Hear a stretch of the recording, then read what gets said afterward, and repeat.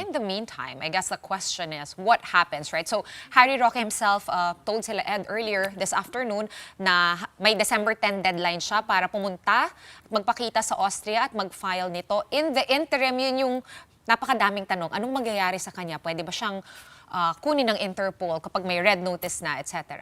Attorney, titignan lang doon kasi Harry was claiming na if he goes beyond December 10 in the Netherlands, then the Netherlands will have to take jurisdiction over his case, hindi na yung Austria.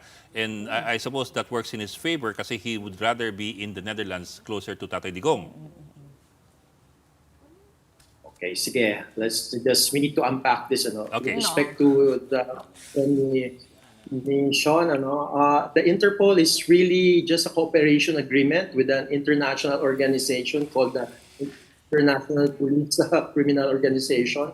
So it does not have a police force. And wala po silang mga tauhan na may tsapa at may baril. In essence, it's still the domestic police that will have to implement any arrest warrant that's given through the Interpol. So it's really cooperation agreement, and still it's the domestic laws and procedure ang magfa-follow. Just like in the Netherlands, they will follow the Dutch law as well as the Dutch proceedings. The same for Austria and the same for the Philippines. But how does, Attorney, how does that interplay work? Because this warrant was given by a local Philippine court, but as you mentioned, meron ngang laws, domestic laws in the Netherlands, and now we're possibly looking at Austria as well. Will this warrant be executable in any of these countries? Which law supersedes one another? Okay, that's actually a very complex question. Why? Because it's an interplay of both international law and domestic law. Now, ang domestic law dito, it involves potentially 3 countries. First is the Philippines, because there's a court that issued an arrest warrant. But we know that arrest warrant is only limited to the Philippines. And how is it transmitted? It's transmitted through the Interpol, so that's the red notice. Now, the red notice will be transmitted to the 196 member states. Now, let's say it was already received by the state of the Netherlands. Now, in the Netherlands, they will have to analyze it. How will they analyze it? First question, is there an extradition treaty between the Netherlands and the requesting state, which for this case is the Philippines? Maybe I should not say requesting state.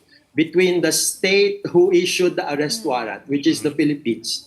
And I've checked the DOJ website, and from the DOJ website, we don't have an extradition treaty with the Netherlands.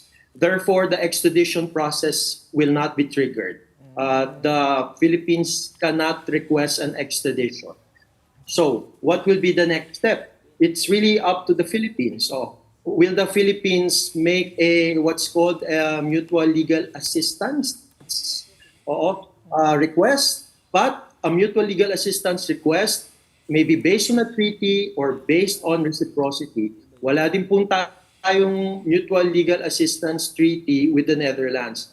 So it can only be based on reciprocity. But if it's based on reciprocity, then it's really subject to the discretion of the Netherlands. So, and of course, there's always judicial oversight because that's really the rule of law across the EU.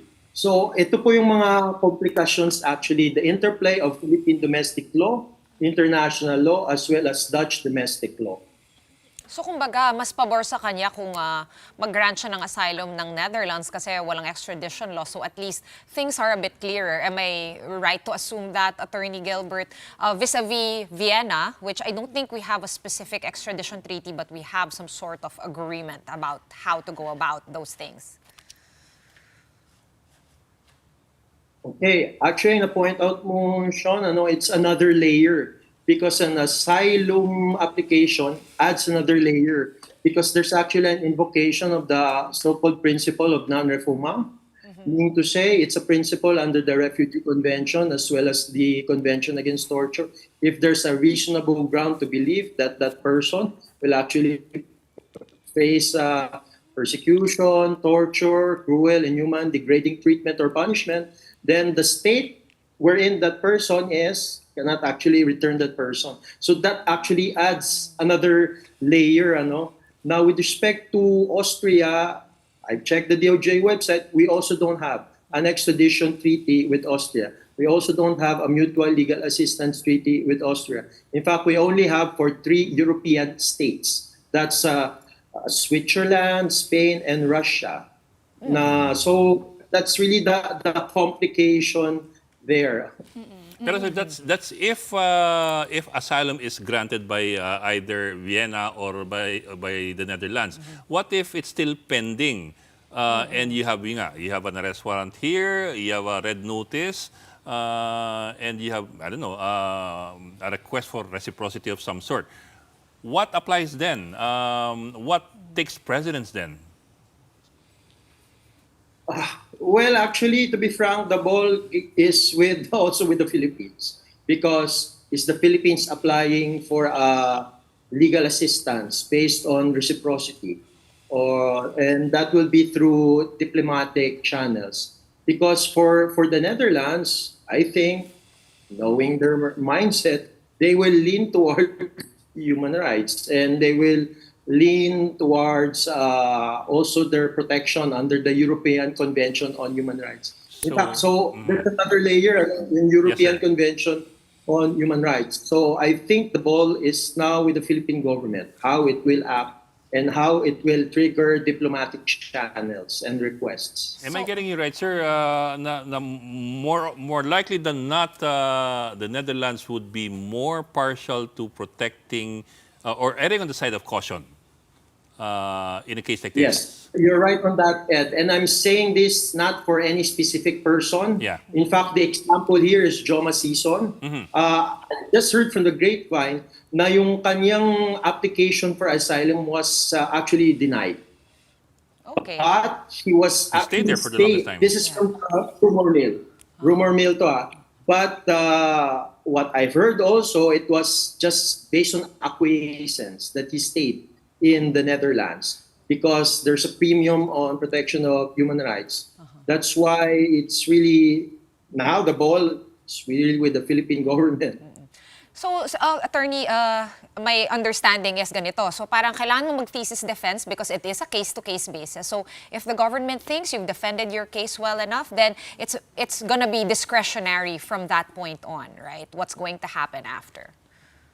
You're right on that, Sean. You're right that it's on a case-to-case basis because every facts of a person is really unique. So it's really context-based.